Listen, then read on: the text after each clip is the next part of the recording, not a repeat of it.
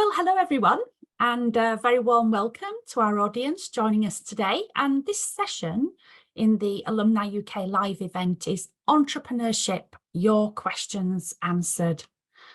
So today, as you know, we're going to hear from three successful entrepreneurs and business leaders, and they're going to share insights, experience, and also shed a little bit of light on the role that UK education played in their entrepreneurial journeys.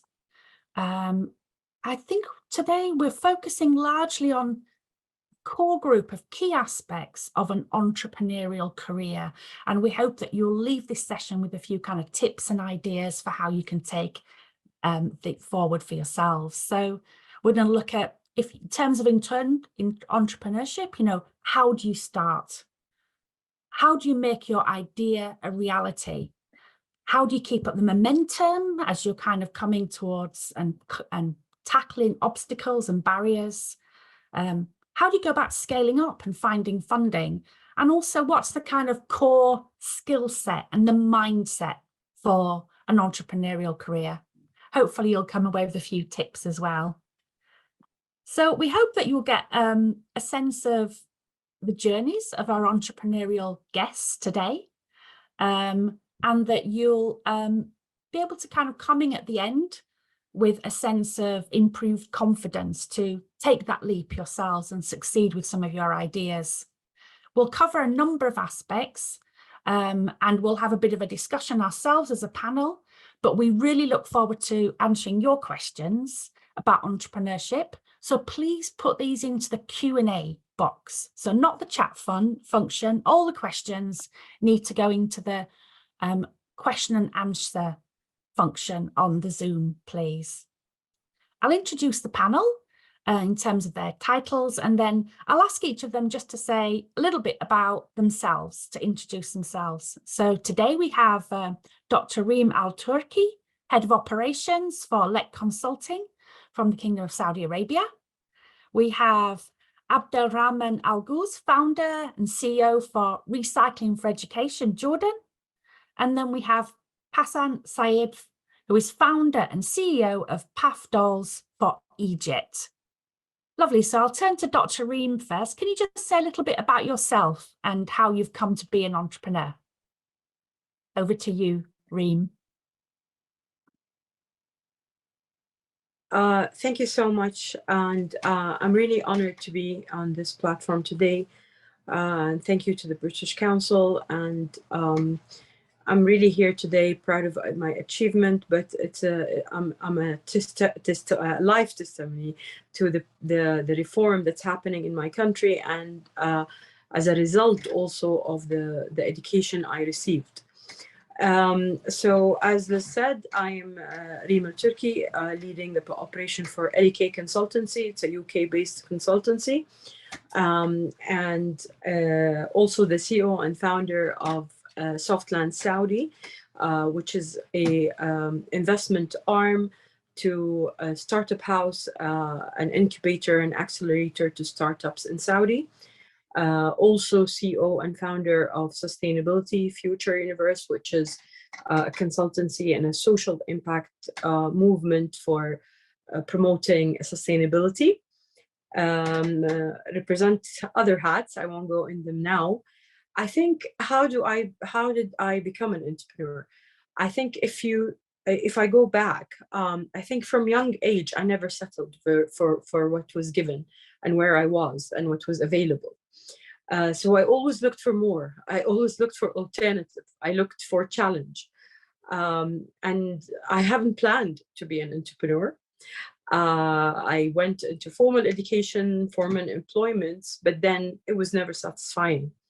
And therefore, I kept acquiring knowledge and skills on the way to then take the risk and shift or jump boats and take the entrepreneurship pathway. Super, thank you. It's really good to hear all that. Shall we move now to Abed? If you could just introduce yourself and your entrepreneurship experience. Hi, everybody. Thank you so much. I would like to thank you for the British Council to having me today. It's my pleasure to meet with the entrepreneurs around the world. My name is Abedalrahman Alzghoul. I live in the small country. It's called named Jordan. That's in small country, but we have a good impact about the future. I'm a CEO for the Recycling for Education. I have chance to graduate 2018 from University of Sunderland as a MBA in Enterprise and Innovation. And before I decided to graduate, I'm just looking around my country because everyone know what exactly you have in your country, but it's good it's good to make like good impact. You decided to do something new in your country with different way. That's I decided to study innovation and entrepreneurship because as an entrepreneur, I feel something I can make a good impact with the small resources because as a country, as Jordan, we don't have much resources. That's I decided to study innovation to make good impact. My project, I started my entrepreneur is 2013 when I started a small initiative. It's called Bread for Education because I feel we have a lot of things about recycling and make sense. I decided to establish something to help a lot of students in Jordan to make a scholarship and help them to go back in the school. That's established two small initiatives called Bread for Education. And until all my career, I have a chance to graduate from the British Council. In 2023, I got the best entrepreneurship about the UK alumni.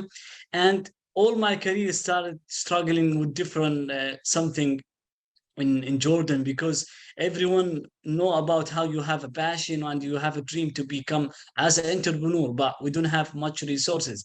That's I established my company is called Recycling to for Education.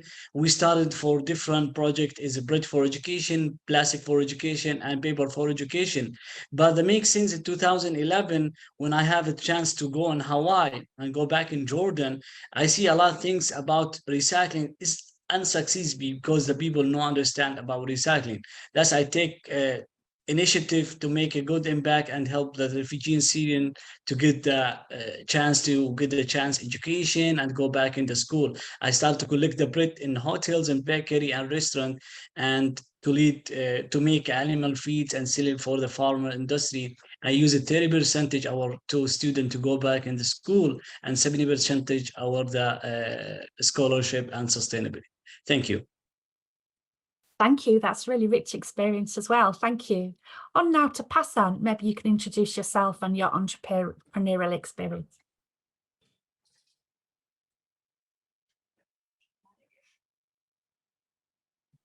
Connecting to Passant. Hello. Yes. Hello. Can you hear me Yes. now? Okay. Yes, we good. can. Super. Yes. Thank you for hosting us today and thank you for the invitation. My background was in political science, international relations. I graduated from the American University in Cairo in 2005. And I joined directly the government sector. I worked for the government sector for 12 years, consecutive years. I worked first in the Ministry of Communications and Information Technology. Then I worked in ITIDA. Then these are affiliates to the ministry. Then my last position was as a support for entrepreneurs in TEAC, the Technology Innovation and Entrepreneurship Center. And by then I had my master's degree from Heriot-Watt University. And I felt it was a really changing, a career-changing period in my life, since it gave me actually the right scope of business and encouraged me to quit my full-time job and follow my passion to start my own business in soft dolls. We manufacture, in puff dolls, we manufacture soft dolls resembling the Egyptian culture and heritage. And now we have our dolls displayed in many gift shops in the National Museum of Egypt and in the Grand Egyptian Museum, as well as in Luxor and in the airport and many more. Well, actually, that's in brief. That's my background in brief. That's it. Excellent. Thank you. That's a really interesting you. entrepreneurship idea that you have and you've developed. It's really interesting. I'm so grateful to our panelists today to share their experience. And I have a few questions really to kind of delve a bit deeper. So I think firstly we can discuss, how does one become an entrepreneur? What is entrepreneurship to you as panelists, and what factors are important? What do you feel you need to become an entrepreneur? In other words, what guidance can you give to our audience about what's needed to become an entrepreneur? So maybe if we go to Reem first. Thank you. Sorry. So basically, I see, I think you're not born an entrepreneur. You develop, some people are born entrepreneur, some people develop it with the right skills. I see types of entrepreneurship defined, corporate entrepreneur and business entrepreneur and social entrepreneur. So the corporate entrepreneur is the person who uses the best way of the organization resources and come up with solution for a product or a better sales and product. The business entrepreneur is the person who is completely driven to identify the business gaps in the market and pursue that. And the social entrepreneur is the person who always is the same type of entrepreneurship. So, but then the cause or the root cause of the business solution that he's offering always have a value, and he has in mind the social impact on the community. So I identify myself as a social entrepreneur genuinely. I became a corporate entrepreneur by training, even in my government jobs that I've led. I was always that corporate entrepreneur who's looking for efficiency and innovation and a better way of doing things. I think you start entrepreneurship by identifying either a cause or a business case. You develop a very good market research and business plan. Then you have calculated risk, and you start securing the funding and so on. So I think this is the path. Do you want me to talk about skills now, or are we addressing it in another I think question? we'll come to that question next, but I think you've given an excellent definition of different types of entrepreneurship, and also, some practical steps about what's needed to make it a reality. So that's really helpful as a start. Thank you. Maybe just moving to bring you in, Abed, what do you think is entrepreneurship in the context of Jordan, and what factors are important? What do you need? So turning to Abed. I agree with the Dr. Reem exactly what you say about the social entrepreneur, and there's different definition about that. And if you look for as an entrepreneurship or a social entrepreneurship is a part of the make the youth to be innovative, because the most thing about the social entrepreneurship to think why you need to do this, because if you look for the risk and motivation, and you can answer the question to become as an entrepreneurship, like every solution is coming to become as an entrepreneurship is coming for struggling something and happen in your country. I'm talking about exactly when I was just, that make me back in 2013 when I see all the refugees in Syria or Palestine moving around the schools and don't have chance to get the chance to go to schools and other way, and I see many waste in the street and no anyone take action about.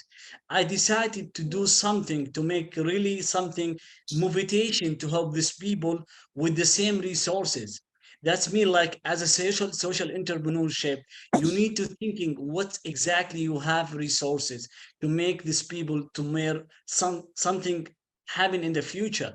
And also you need to look for other way what exactly can make a good impact, because a lot of things about social entrepreneur is, for example, the project is not sustained because the funding is die. We need to make like solution with different project to make these people happy and make him like to help him look in other ways. And also as a social entrepreneur, you need like to put yourself in same this situation.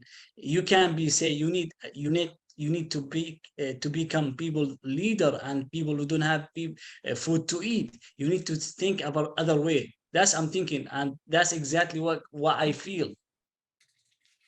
Thank you. That's really good. And I think that this is where entrepreneurship, the reality of it is very much also about running a small business, I think, and how to sustain the business as well, sustain the entrepreneurship activity, and particularly as it begins to scale up. But let's move now to Passant. What's your thinking about entrepreneurship, Passant, from an Egypt perspective? Well, I think for me, entrepreneurship is a combination between passion, dedication, and strategic thinking. So these are the three main pillars that I followed to have my own startup and being an entrepreneur after being dedicated to a full-time job on daily basis. Thank you. Maybe we can move on to that. That's a really interesting question, actually. The transition between, the full-time job, the employment, into being an entrepreneur. That's quite a big leap. How do you make that leap? Yes, it wasn't really easy at all. And I had to take the risk. But I thought at that time, if I didn't follow my passion, I will regret it. I would have regretted if I didn't follow my passion. And I had to quit my job to fully concentrate and be dedicated to my own business and to my daily challenges. Because actually entrepreneurship is full of challenges on daily basis. I go work every day and I say to my family, I'm leaving now and to meet my new challenges. Yeah, and I think family there, you mentioned family. I think family support, friendship support is very important as you embark on an entrepreneurship activity, right? So you need to feel that people have understood the passion, the commitment, and are there to back you up and provide moral support, I think, on the journey. Do you feel that? Of course, but actually in the beginning, my family wasn't really happy with the change that I took. They were resisting the change. They told me, how come you're leaving a full-time job, a very good job in a government sector, and you have a very good position there. I had a managerial position, but at that time I just followed what I want to do. Yeah, because actually I didn't. Sounds like you overcame quite a big barrier, really. That's quite a struggle, I think. Yeah. Yes, actually. But now they are so happy with what I have achieved. And I'm happy too with what I've achieved. Maybe we can go now to Reem. Reem, you mentioned risk management, which is an element, I think, particularly if one is moving from employment to entrepreneurship. And maybe something around, rationale and managing the risks associated with the business plan. So how do you go about that? How do you make that leap? And what factors are important, do you think, Reem? I think in my case, especially, I kind of took the risk at a later age with becoming an entrepreneur. Moving, just like mentioned before, I mean, I quit senior government job to join private sector and venture in entrepreneurship. I think the assurance that I got, for example, is that I had some money secured to keep me living while the venture either go or not go. As you know, when you set up a business, you're expected to not get return at least a year or two. But then I also made a very conscious decision of joining an ongoing entrepreneurship company, which is Startup House. So as I've mentioned to you, I consider myself a corporate entrepreneur and a social entrepreneur.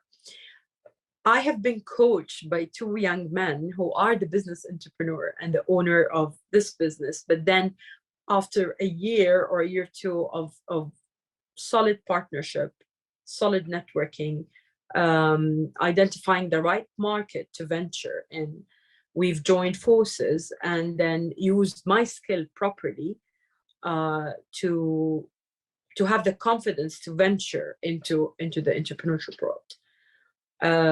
So to summarize, I think the calculated risk is to secure, to think of the cost. I'm not talking about funding now. Think of the cost all the way. Again, I cannot repeat how much the market analysis and the idea has to do a lot of tools, data, market research, the correct partnership that secures both your calculated risk, but secure also the journey ahead. I think that's the what I have in mind. Yeah, that's really good advice, actually. Thank you.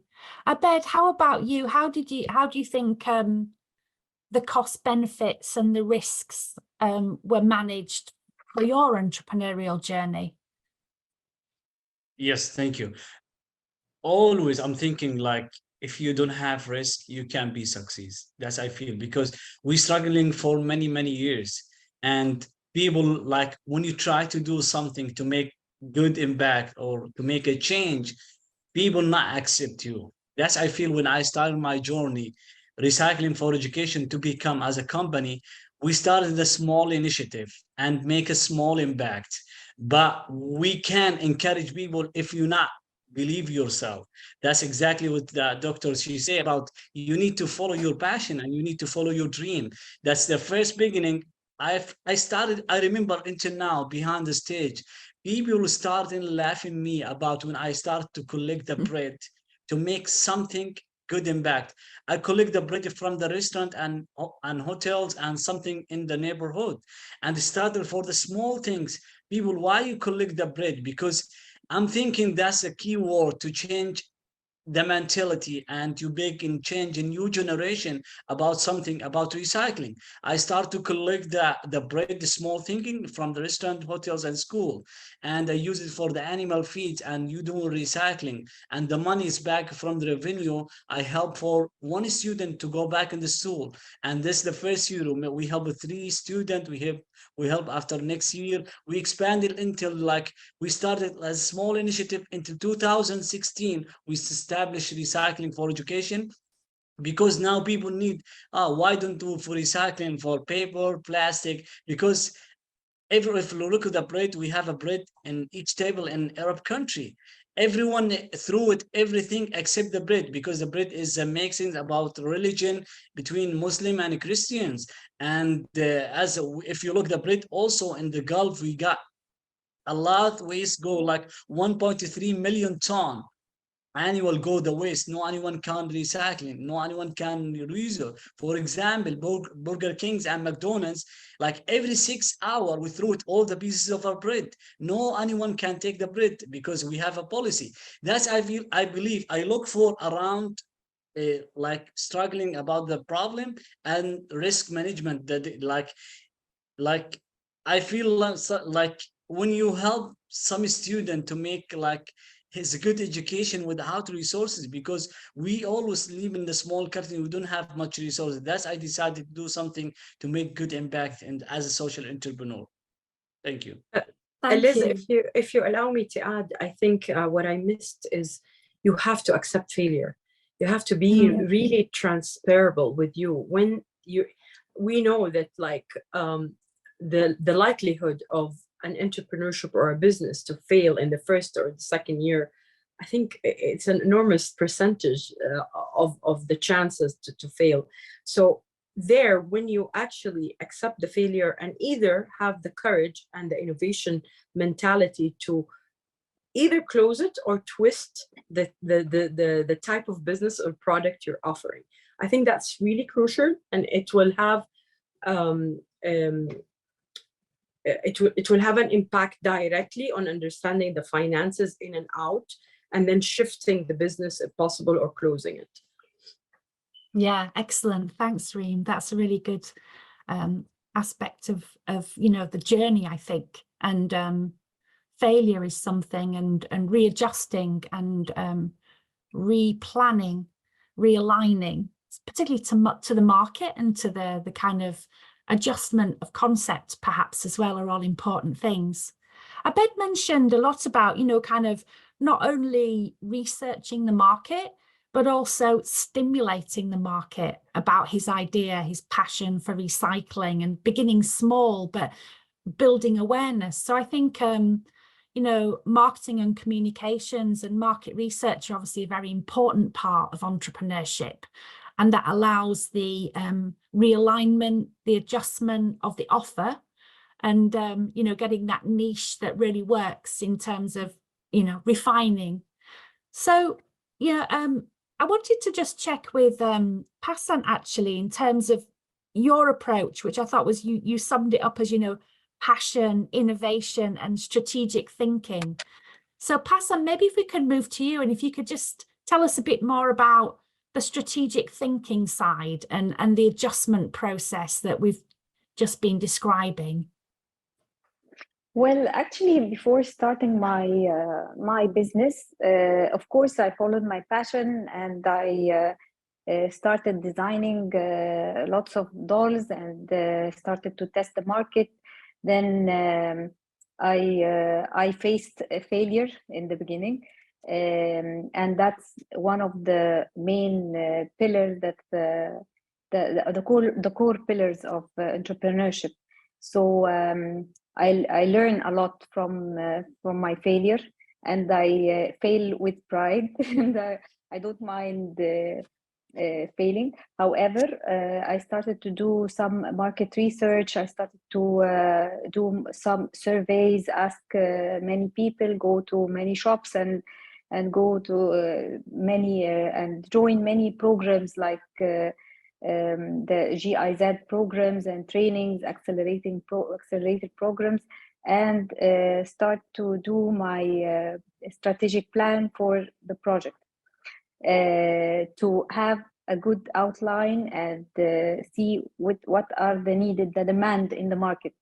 So first I didn't understand that I had to search for the demand for the product, to supply.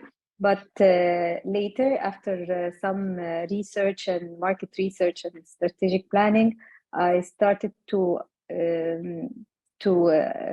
have a guideline and see where are the market pitfalls that I can fill in.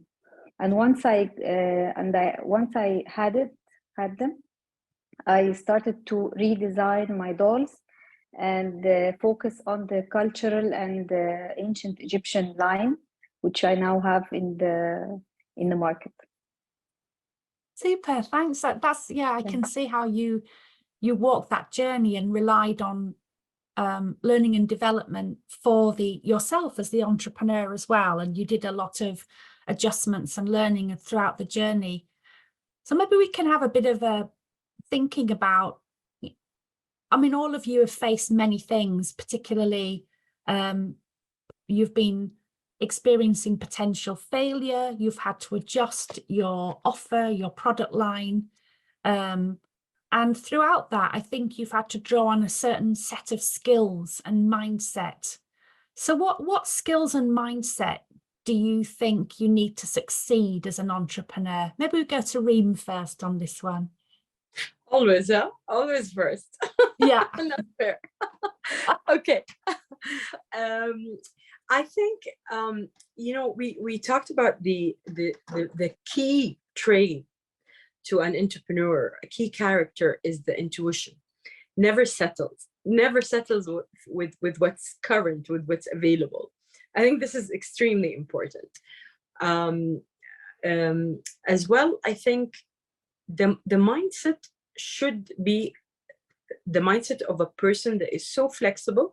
Already Abed mentioned, and we've talked about the market, understanding the market, to be very accommodating to ongoing feedback, accepting customer feedback, We talked about accepting also the failure, and constantly. I mean, it's important to build your brand, but to focus on the cause always, to focus on the goal. Why did you go into this? Why did you start it from the start? So I'll give everybody a practical example of my own failure in one of the entrepreneurship journey. So I'm extremely passionate about sustainability and about recycling, actually, and so on. So and I've developed skills in my last government job into ESG, and got a lot of training and acquired the knowledge required, acquired the critical thinking, the data analysis, and so on. And I'm hugely certified in this. So I decided to do this business that I mentioned, you know, the Sustainability Future Universe. But I set it up as a consultancy and as a training. But then later on, I've realized how competitive the market is. I've not done market research. My real driven was the cause itself, the love of the environment, the love of sustainability. But I did not for sure do enough market research, because there is huge competition from better equipped, better resourced offering. So therefore, I had to sit back, analyze data, accept the feedback and the reality of the finances and the flow of the business, and think, why did I get into this from the first place? So I got into this not like the other businesses or the other jobs. I got into this because of me as Reem, as a social entrepreneur, for the cause, for the love of the environment, for the awareness. So we decided, because this is something that I ventured in with my partner, my husband. So therefore we decided, and we're going through this now actually, to shift to a project that will have awareness, it will have a creativity. It's like it's not a creative hub per se, but it's like a green hub. We're calling it at the moment the green hub. We're developing the concept. We're taking our time to think of how to bring awareness and practical solution to circular economy to Saudi. That's really helpful. Thank you, Reem. That's a really good example. Abed, what do you think around the skills and mindset for your enterprise? What do you think is critical in taking that leap into entrepreneurship and sustaining the entrepreneurial business as well? So if we can turn to Abed. Thank you. Yeah, I still remember 2017 when I started the first module in University of Sunderland.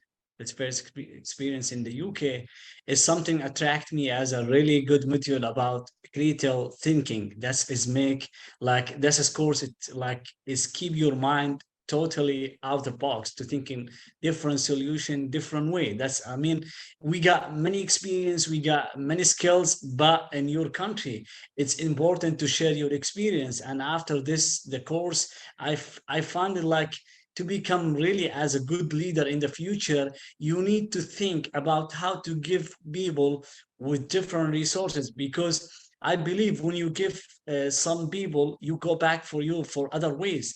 And also when you meet with some people to surround yourself and inspire people, you really to become as a different person, because you share your experience and you see something you can see. Because when you meet some people see something you by self you can see, because everyone see in different corner.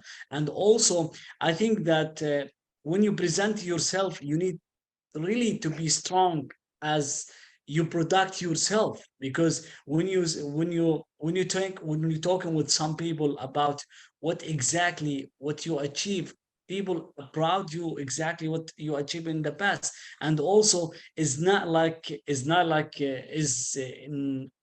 you do something simple, but people see different way what exactly you see. And also, in 2018, that I got award from Dubai as an entrepreneur, the king from Dubai. When I go back in my university, I find all my pictures and all my photo and my story in the journey. I'd be surprised, because you see something people can't be see in other ways. And I really proud, like this kind of the skills is simple and basic. People think like you can make good impact in the future. That's it. Thank you. That's really, and I think you've emphasized there, obviously flexibility, but also this big emphasis on, strength, resilience as an entrepreneur. But I think what came across very strongly is you really need to be a visionary. You need to be a leader of people's minds and hearts as well to push the concept over. And I think that that's really important skill. And it sounded like you thought some of those you could be acquired and some of them are picked up through experience. So maybe if we go now to Passant, a question for you really about, how do our alumni on the call here, how do they go about acquiring some of those skills? Are they things that can be sourced through training, or are they things that really they can, cultivate themselves? Or do you think it's something that is also developed through experience? Well, actually both, but I'm definite that an entrepreneur has to keep reading, keep researching, and keep learning and developing his own skills and his own thoughts and ideas and everything.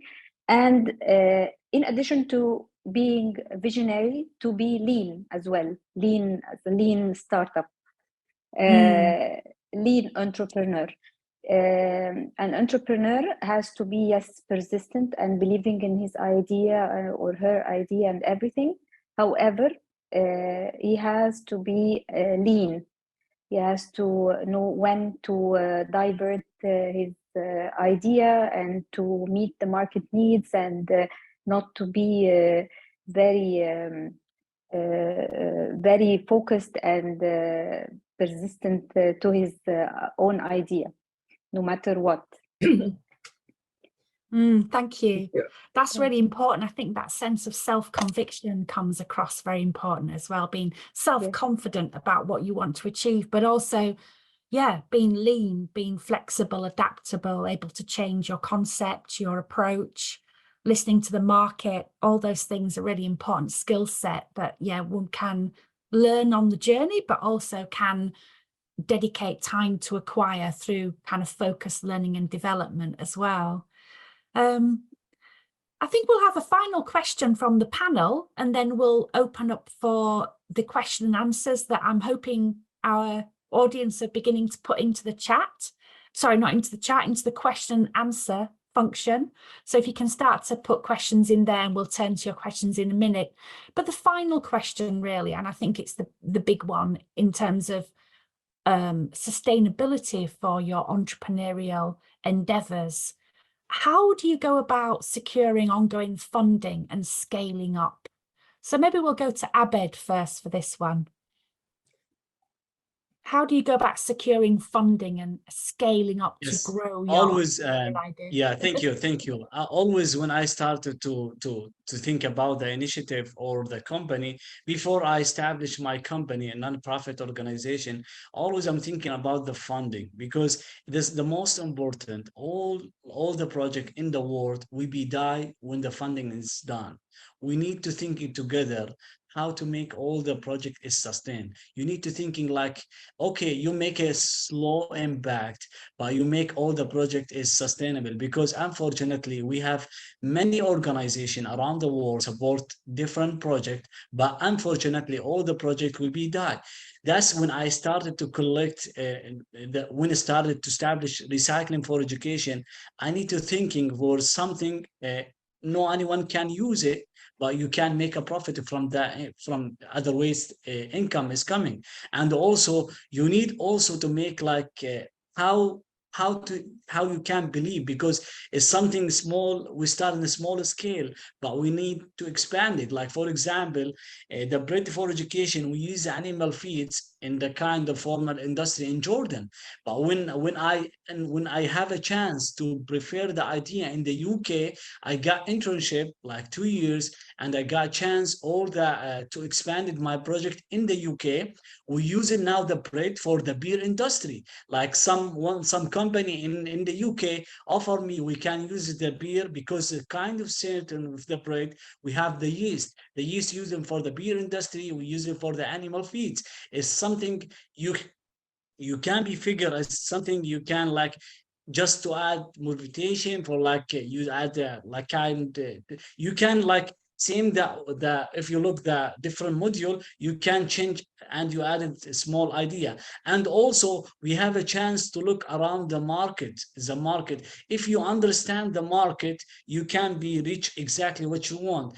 And other way you need like to make like different way in your idea to be innovated. We don't have much resources, and also we have different idea to get support with other donation or something to a company. Like if the big example when the COVID 2019 stopped everything around the world, all the projects without funding is now sustained.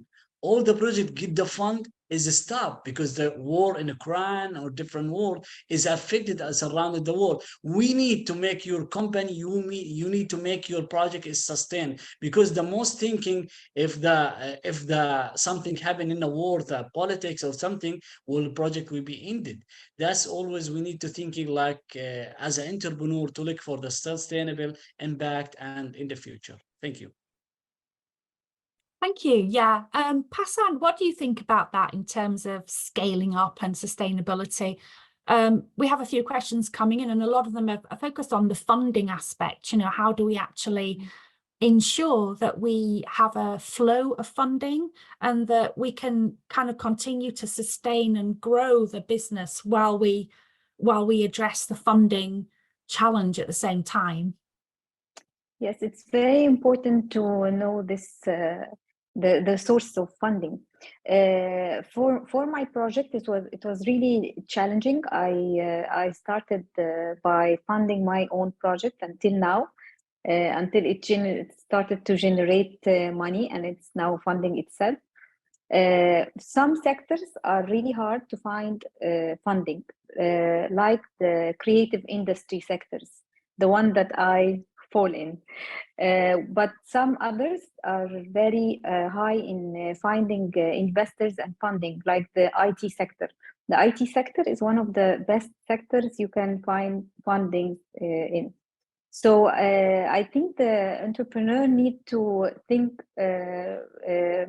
very cautious when choosing the startup, when choosing the idea that he is going to build on, and start to do his own research in which sector the idea falls, and are these sectors going to find a good market in the funding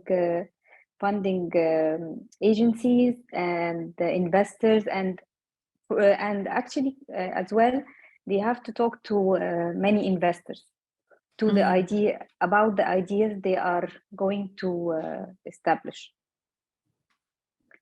Yeah, So thank you, Passant. I have a particular question directed to your area, really, from Sophia, who's saying that she's a creative professional and would like to build on personal practice to expand. But there's an interesting question amongst this that some of it you've kind of answered around funding, but there's a question about, you know, how do you secure funding, find funding, while also maintaining integrity of one's own work? You know, so if you want to maintain the integrity of what you're doing as a creative, is that compromised in the search for funding? Well, is this for me, the question? Yes, yes. How do you have that balance between creative integrity and finding funding, or do you sometimes have to relinquish a bit of creative integrity, or just to be able to source the necessary funding? Well, actually, funding comes in many Mm. degrees. You can find in contests like the one for Cartier Initiative, and many more. And I think no, it doesn't conflict with any integrity. Well, actually, funding is the best way to get money generation in your company. If you can do that, that's the best way. Because actually, if you get investment, the investor will take share from the company. So I think it's by then you can think of the integrity part. For me, I patent the designs that I do in the Ministry of Culture. All the designs that I do, I patent there. Excellent. Yeah. I don't know if this answered the question or not, Sophia. Yeah, I think we can move on to another question really around funding. I mean, Reem, how would you address this question around, you know, funding, scaling up? What are some of the issues that you think people need to consider, and perhaps some of the pitfalls around funding? I think a lot of questions have come in that are saying, how do I secure funding? How do I find funding? How do I kind of maintain the business and make it sustainable? Yeah. I think Abed, in his last answer, kind of touched on that. So I take it back to if you are thinking of the business thoroughly, you think about it from start, and you consider the sustainability of it then.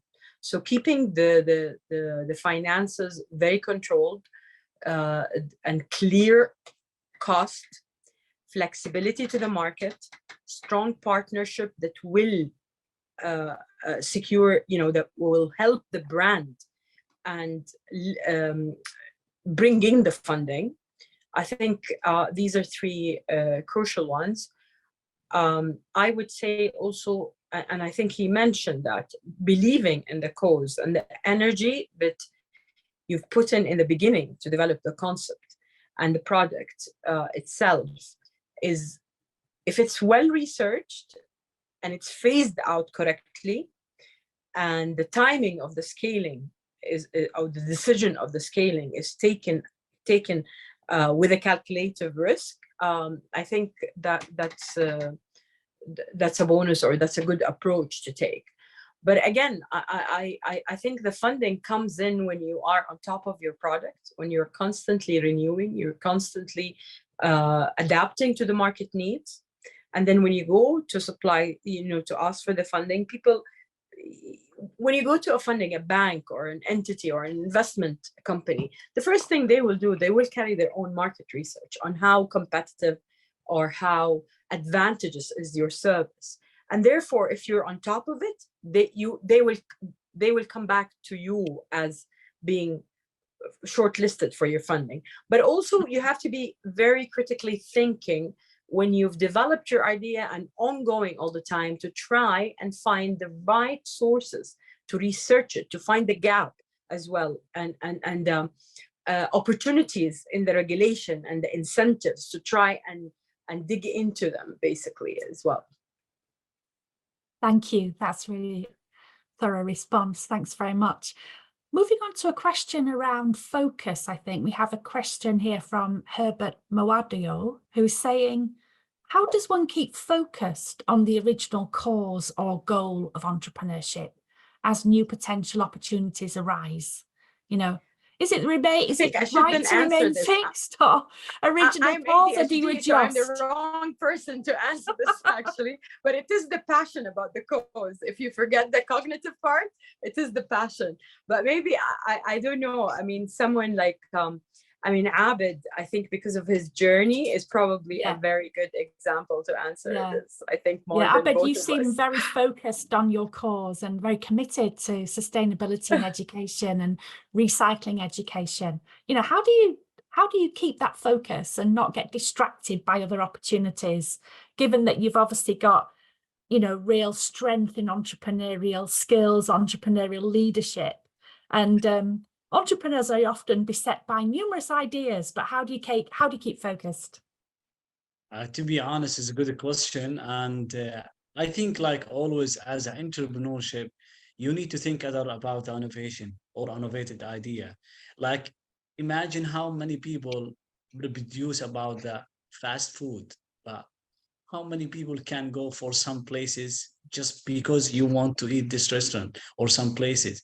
I'm gonna just try to linking about just like everyone have different idea, but always you need to make like focus about the future. For example, if you look around the world now, the trend is a climate change. You need to think about how to make your a project part of the climate change, and that's really you have opened the door for you to get more opportunity, and you exactly to need to be focused. For example, we have like we have many organizations around the world change the policy to become friendly for the environment, because the policies or the government to need to become as a member of the climate change is no option. But if you focus exactly, you working with the education and environment and recycling, and you study all the market size, you get exactly what you want. You can't be like a climate change, you can't be water, you can't be, you need to be focused exactly whose target. You need to target for the university or the schools, you need to target the community, you need to focus exactly what you want to see you after 5 years. And if you answer your question, why and how and where and when and who, you can get exactly what you want. If you can answer this, the 5 question or 5W question, you can find yourself where are you going after 5 years, and you can find exactly who's your target after. And it's easy to look around yourself. We got many chances to can reach the market size in the future. Thank you. Thank you. I want to move to a slightly different question now, which is really around skill sets or opportunities to build experience on the journey to a successful entrepreneurship career. I mean, all of you have had a number of years in the business as entrepreneurs, but if you think back to the time when you graduated, perhaps back to the time when you studied your degree in the UK, we have a question here from Keaton, who's saying, you know, what would you recommend for students or alumni, new alumni, to explore while in university or just post-university to help them with an entrepreneurship career in the future? What do you think early career entrepreneurs should be doing in terms of explore? What should they be exploring? What skill set might they be seeking to develop? Maybe we go to you, Passant, first. Well, I think maybe they can start working in startups or with venture capitalists to grab the whole idea of entrepreneurship and dig deep into the community of entrepreneurs and entrepreneurship. I think this is the best way they can dig into the entrepreneurship field. Yeah, that's right. So practical experience, perhaps even as a volunteer within Yes. A kind of an ongoing startup, right? Yeah. Yes. What about mentorship? A question also came up about, is it valuable to seek a mentor to guide you through the early years? What do you think, Passant? Is that something you've explored, or would you recommend? Yes, of course. This is very important. A mentor is helps a lot in the project and in shaping the mindset of the entrepreneur, because actually the entrepreneur is very active and wants to do lots of ideas and to establish his own company and everything, and the mentor just put the right guidelines to the entrepreneur to follow, like the roadmap. Yeah. And Reem, what would you think about post-university, early career, new alumni, how would they approach an entrepreneurial career in building a skill set or a, a bit more experience? I think you've mentioned the volunteering in a startup or venture capital to learn on the ground. But also, I would say, read a lot about innovation and innovation across sectors. Read a lot about or try and experience and expose yourself to R&D, to the concept of R&D. Have the skill of analyzing the enormous amount of information and data and knowledge that we have around it. However, yes, find a coach, a mentor, because I believe our journeys, and I mean, this is thanks to you guys today that we're on a platform to share our journey. I think our journey is not owned by us. It's owned by everyone else, and we have to share it, and we have to learn from each other. And I must say, I'm very, very, very touched that during the session, I got a message from one of the attendees that said, I think her name, she's extremely amazing genomic medicine person, Maria, thank you so much, because she said, thank you for sharing your beautiful entrepreneurial journey with British Council Alumni UK. It's very inspiring. You see, this is where you build the spirit of entrepreneur. We have to talk more. We have to share our journeys. We have to, drop all the walls around us. I mean, somebody helped us, somebody inspired us, and this is the education system possibly. And this is also our human nature, and we have to invest in this. We have to invest in the spirit and in the foundation that was given to us and share it by others. So now today I'm sitting to inspire. Supposedly I'm supposed to, be an example of a Saudi entrepreneur, but I'm actually, sharing what the British education gave to me and the skills I was given. And before that, my school in Saudi, by the way, I went to the first girls' school that was in Saudi. I mean, I was from the older generation, but my school was the first school that founded by King Faisal. So I think having that platform, an example like what you're doing today, is what is given for the fresh graduate to get on board and learn the notes, the recording, the films, the experiences from previous entrepreneur, and share it. Maybe I went off. It's about being ensuring that you have a kind of proactive approach as a new graduate to build your understanding, to do the research, to join with others. Network with the right community. With the right community. Yeah. Find the right events and the right platform for you to learn from, and use what the university have given you, the evidence-based research, the critical thinking. Use it to analyze the opportunities around you. Yeah, absolutely. And I think obviously part of the approach is very much self-driven, but supported by the community around you. And I mean, some of you have worked in partnership on your entrepreneurial journeys. Some of you have managed that alone, but there's always been a community to support you and a sort of self-directed learning journey, really. So I think for new alumni, take the plunge, but certainly make sure that you've built that community around you and the experience and the opportunities that will support you through the first steps. We're coming to the end now of our session, and I'd really like to thank our panelists for such informative experiences that they've shared. Thank you very much to all our panelists today. And I'd also like to thank the audience for your questions and your active participation. It's really good, and keep them flowing, the questions following both this, but also as we move into the networking session. So you'll be aware that after our session closes, there'll be a quick poll, and we'd be very grateful if you could share your feedback. That will come at the end of the session.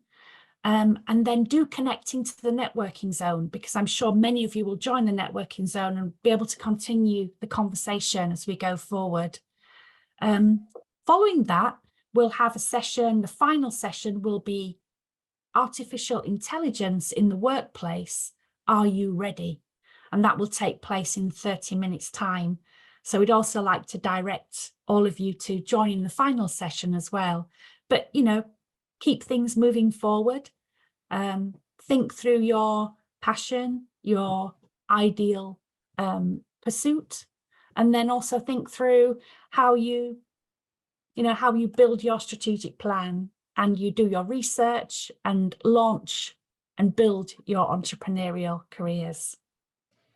So I'd like to. I'm just gonna try to add something. To be honest, I would Please like do. to thank everyone in the British Council, also in my country, in Jordan, especially because as a UK alumni, the British Council has just helped all the youth entrepreneurs around the world, especially in my country, in Jordan, to provide me a small grant in the last 3 months to visit Leeds University and take a special course. That's, to be honest, it helped all the entrepreneurs.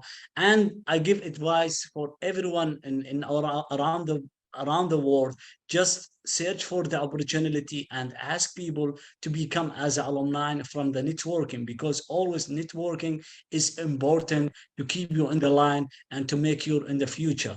Follow your passion, follow your dream, and really thank you to give me a chance to produce myself and to introduce myself in the future. Thank you. I think I have to join forces and add.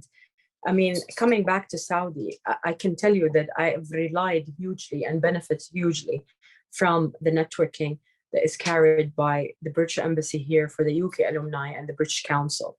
I've relied on them on resources. I have been personally supported so much, and I really appreciate that, because, you know, I don't know if other countries does that, but really, the UK invests in us as ambassadors. So I found it there. I found it set up. I found the networking set up. I found the resources, which was amazing to capitalize on and, you know, achieve or believe in your goals.